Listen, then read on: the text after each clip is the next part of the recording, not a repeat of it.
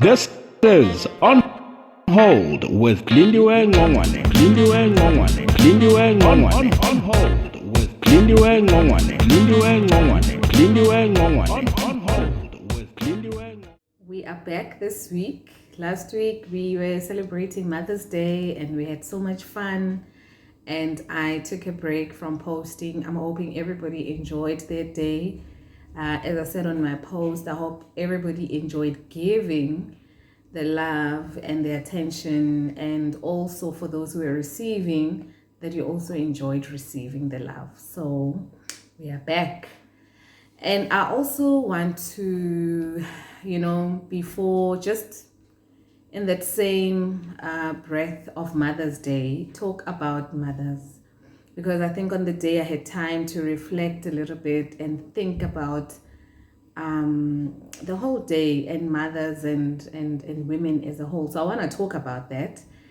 There is a post I think I put on on WhatsApp that I said, there's no child who has only one mother. A child is raised by a village. So you have your neighbor, you have your auntie, your sister, you have your own mother, your grandmother.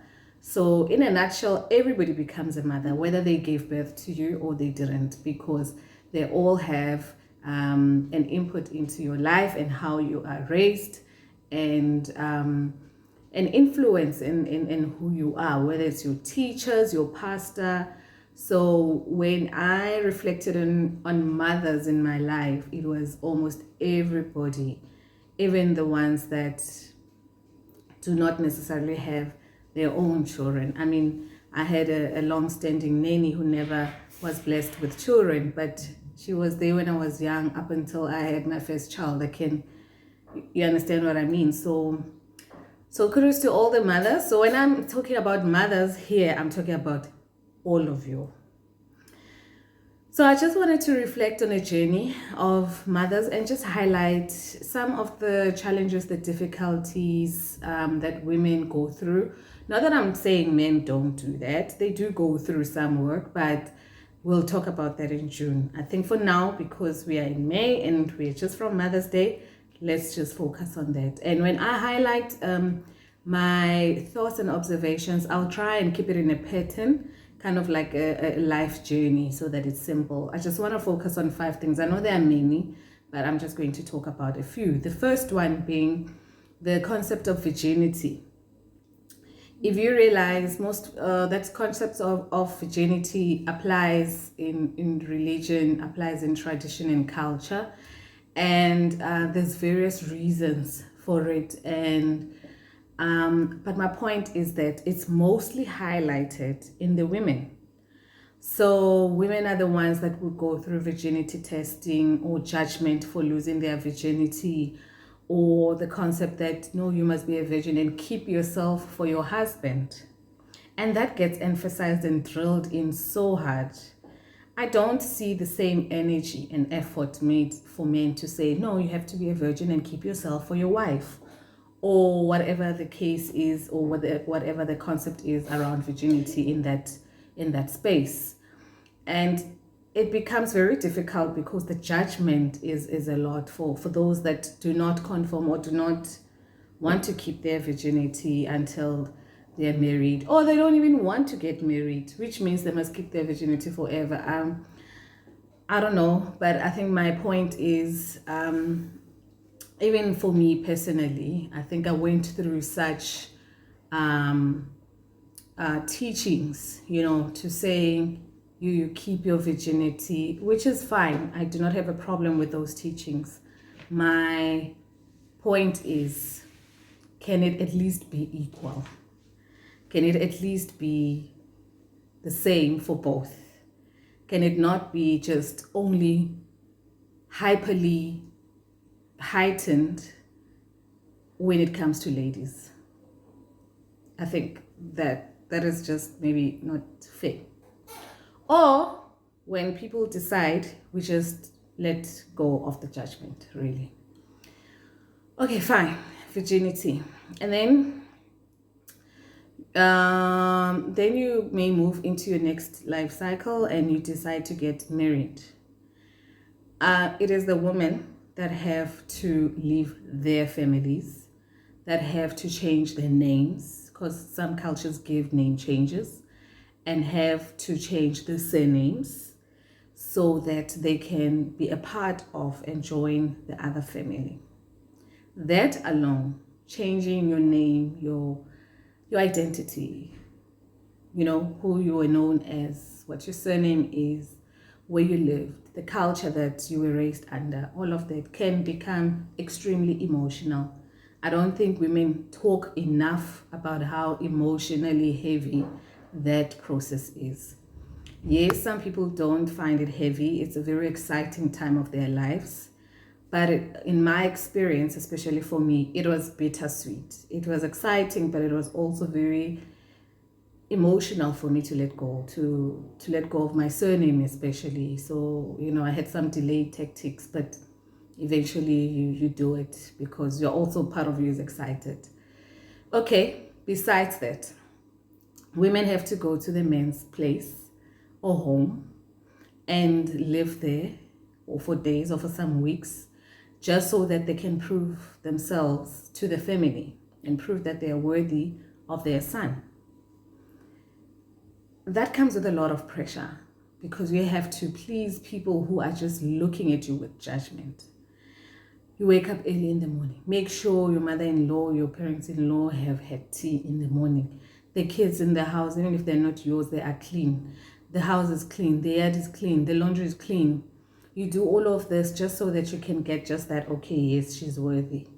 And even that confirmation comes and goes. This week, yeah, you're good. Next week, no, you didn't do this and that.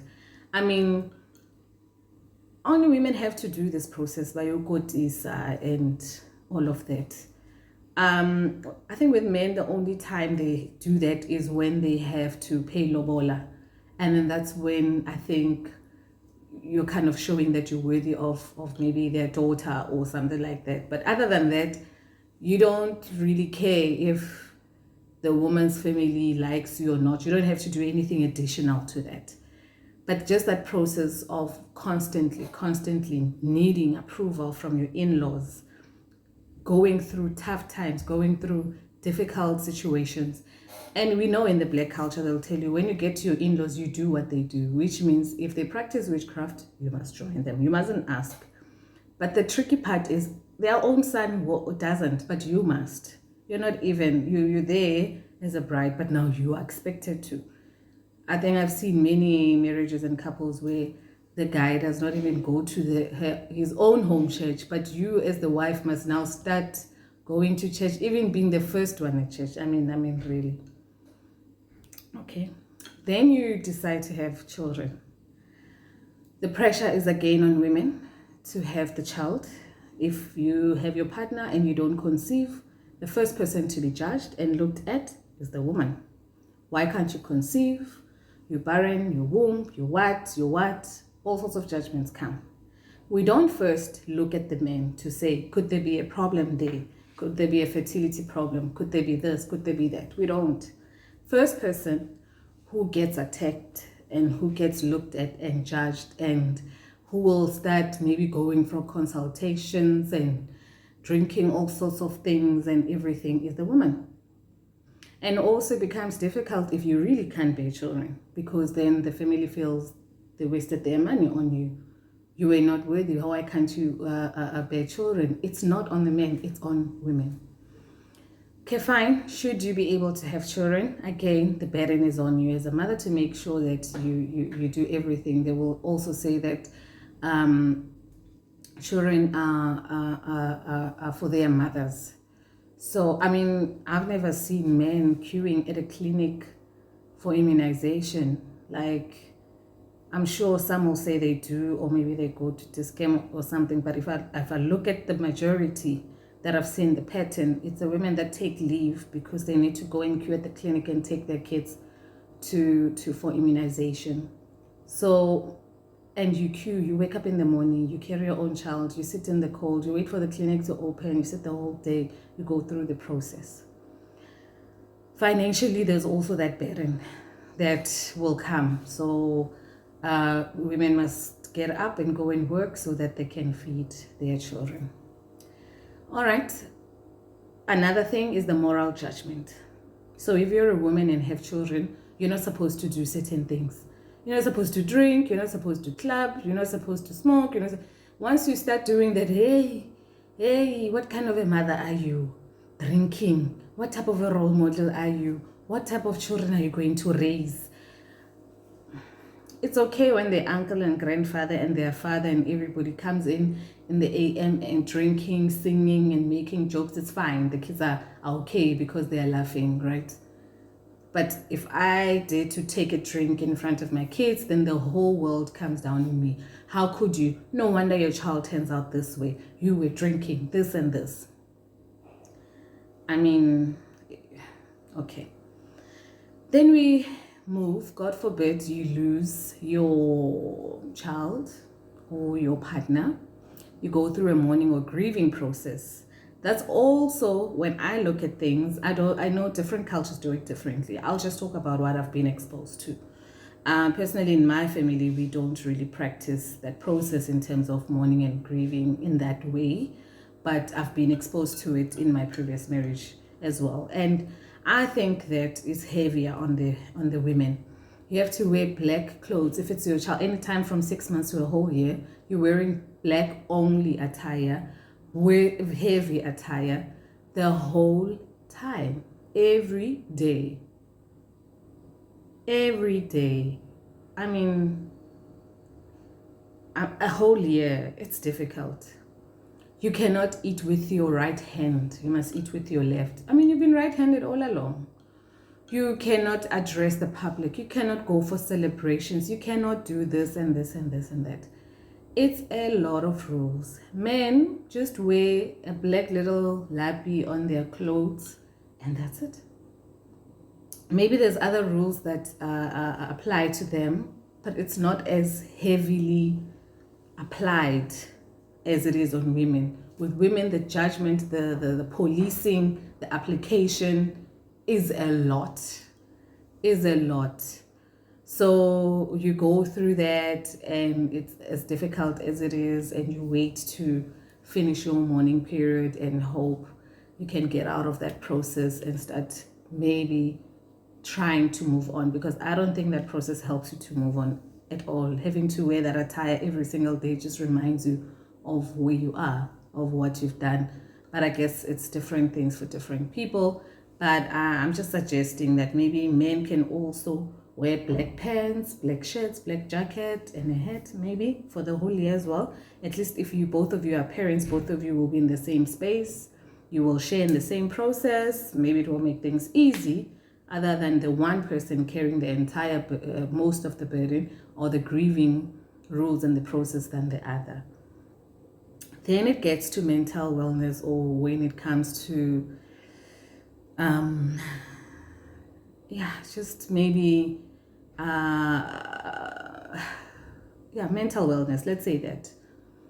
Women are rocks, Zimbogoto. Women hold a knife at the sharp end. Women are not supposed to break apart. They're not supposed to cry. They're supposed to hold it together.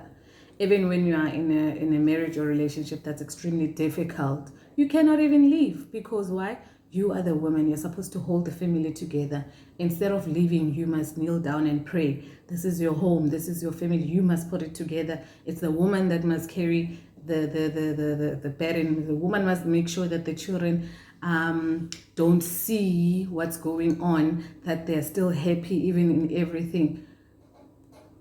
I mean, can you just allow us to break apart and actually to leave at the first offense, and not having to sit and tolerate and whatever if we don't want to? Okay, so because I think that has, especially with the elderlies and our mothers, they would stay and sit because why? It's for the sake of the family, the sake of the name, the sake of the community, avoiding embarrassment and all of that. But at the same time, what is it doing to the person that's holding on? How are they feeling? What are they going through? What's their state of mind? What's their state of happiness? So I just wanted to acknowledge that and highlight that. And I think it just, for me, took me to just pause and look at it.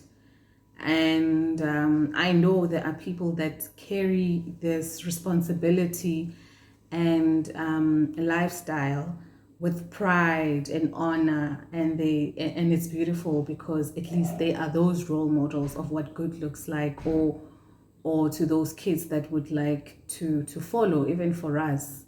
However, there are mothers who are just as good but are not what we have set out to be, or do not follow our standards but are great mothers. I think my ask is that as women, we must tolerate each other, we must accommodate each other, we must be less judgmental, because we all have choices. And one choice does not mean you are just bad. So if you decide to drink as a mother, you're not a bad mother just because you drink, you know.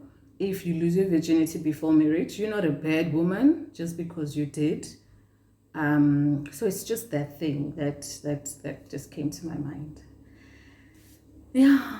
So otherwise, like I said, I hope everybody enjoyed. If you forgot to celebrate somebody, it's never too late. Please send them that message, that phone call, give them that call, and just give them love.